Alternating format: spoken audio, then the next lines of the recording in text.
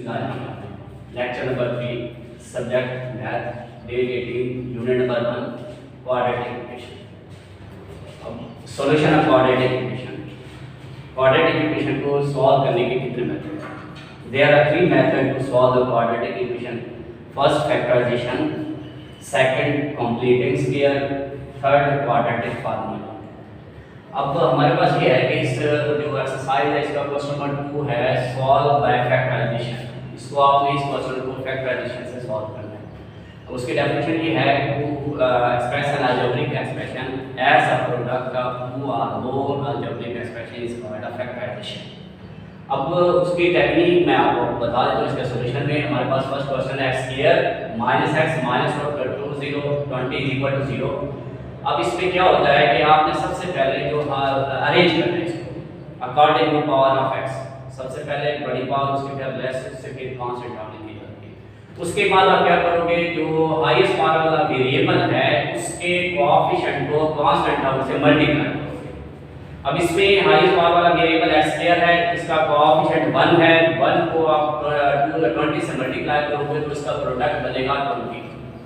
अब 20 के हमने दो फैक्टर ऐसे बनाने हैं जिनको मल्टीप्लाई करने से तो 20 है और ऐड या सब्ट्रैक्ट करने से ये जो x वाली टर्म मिड वाली टर्म है इसका कोएफिशिएंट आना चाहिए। उसके लिए रूल ये लिखा हुआ है, रफत में मैंने लिखा है 20 1 मल्टीप्लाई 20 2 मल्टीप्लाई 10 4 मल्टीप्लाई 5 5 मल्टीप्लाई 4। इसके सब फैक्टर लिख लेंगे। अब इनमें से दो ऐसे फैक्टर चूज करने हैं जिनका प्रोडक्ट यही 20 हो और उनका सम या उनका डिफरेंस मेरे पास क्या आना चाहिए, -1 आना चाहिए। तो वो मैंने ये हाईलाइट किए हुए हैं 4 और 5। 4 को -5 से मल्टीप्लाई करें तो -20, 4 को -5 में ऐड करेंगे तो -1। यही मेरे पास रिक्वायर्ड क्या है फैक्टर है।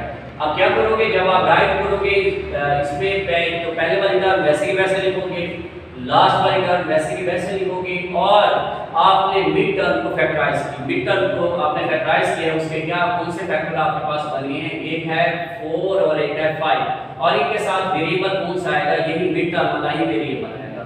+4x - 5x - 20 = 0। अब उसके बाद जब आपने ट्राइनोमियल को आपने फोर्थ नोमियल में कन्वर्ट किया है कि आप क्या करते हैं कि हर टू टर्म में से हमने कॉमन लेना है और कॉमन ऐसा कि ब्रैकेट सेम रहे। अब जब हम कॉमन लेते हैं तो कॉमन में ये होता है कि कोएफिशिएंट एक कोएफिशिएंट के तरीके से कॉमन लिया जाता है, एक वेरिएबल जब कोएफिशिएंट ऐसा कोएफिशिएंट जो उन दोनों टर्म के कोएफिशिएंट पे एग्जैक्टली डिवाइड हो। वेरिएबल एक ऐसा वेरिएबल जो सबसे लेस पावर हो और सब में प्रेजेंट हो, उन दोनों में प्रेजेंट हो। अब इसमें से एक तरफ कोएफिशिएंट 1 है, एक तरफ 4 है, तो कोएफिशिएंट कॉमन नहीं आएगा, इसमें वेरिएबल कॉमन आएगा। तो वेरिएबल आपके पास x है और एक तरफ है x², एक तरफ है x, तो x की लेस पावर आपके पास x है तो x ही कॉमन आएगा। x जब कॉमन लेंगे तो ये दोनों टर्म पे डिवाइड होगा, x को x² पे डिवाइड करेंगे तो x बचेगा और x को 4x पे डिवाइड करेंगे तो +4।